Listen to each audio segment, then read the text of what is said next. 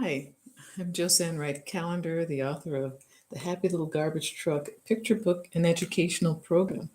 Now, this educational program became even more important to me since starting this channel. And as many of you know, I started it just at the beginning of COVID because I was really kind of almost frustrated because I knew that my students that I had taught for 27 plus years were going to have a difficult time with the virtual educational program.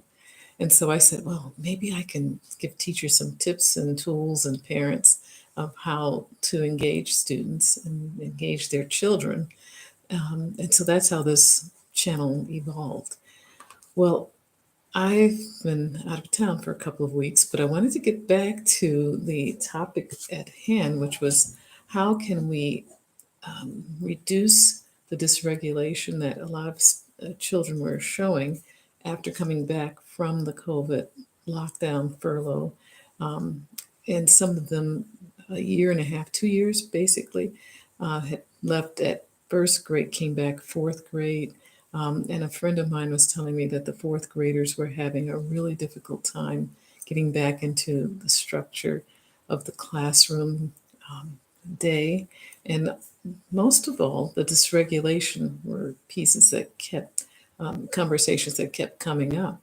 So this article by that I started reviewing by Nancy Eisenberg and Richard A. Fabes that came from the 2006 Handbook of Child Psychology. And their article was Emotion, Regulation, and the Development of Social Competence. So I was like, oh, this is a perfect article to share with my YouTube channel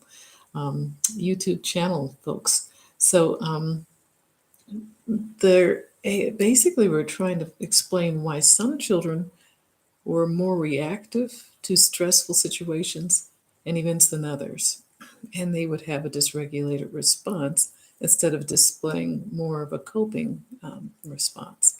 So, to recap, that was pretty much the recap. But some researchers believe that over arousal happened when an emotional situation called for empathy, and the situation because this child wasn't able to express empathy for others. It was too much emotions and negative emotions, either the person they were encountering or themselves in being in that situation, that they would retreat into themselves and just have self focus. And the dysregulation and the challenging behaviors that came out of that was pretty much avoidance of this negative situation. So, my second point was trying to find out why some children did not have dysregulation, and those that came back after the COVID lockdown period that still showed resiliency and positive uh, social skills were those who actually had social skills before they left. And so that's what brought about my second point, which I had just started getting into before this break. That the researchers were wondering, was it environmental? Was it, through their families' examples, excuse me, social, pardon me, was it through socialization or biological? Was it genetic? And so they came down to the point of thinking it was dispositional and a child's ability to regulate over time. So, what allowed them to regulate over time? I'm going to try to beat this bit of frog out of my throat, sorry. It was effortful control. It appears that a child was able to exert this level of regulation, was able to, and this is bidirectional, they were able to reduce impulsivity, increase their resilience, internalize positive self-talk, which I've been a big fan of that because you have to start practicing before you start thinking that way. And then externalization into the behavior, the desired behavior.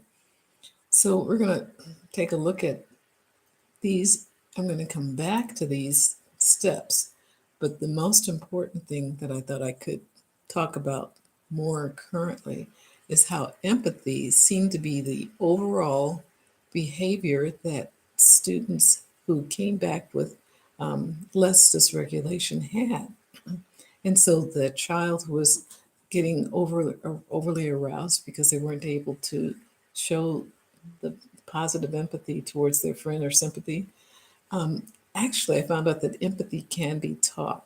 And so we're going to look at empathy, how we can share it, this wonderful pro social skill with our children, and then come back to these steps towards effortful control, because I think that emotional um, challenge of facing somebody else's emotions is a good place to start.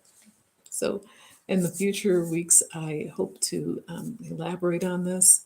Thank you so much for being with me today, and please share, please subscribe, and I'll get back with you on how I've the articles that I found on how we can grow empathy in our children. Okay, take care. Bye bye.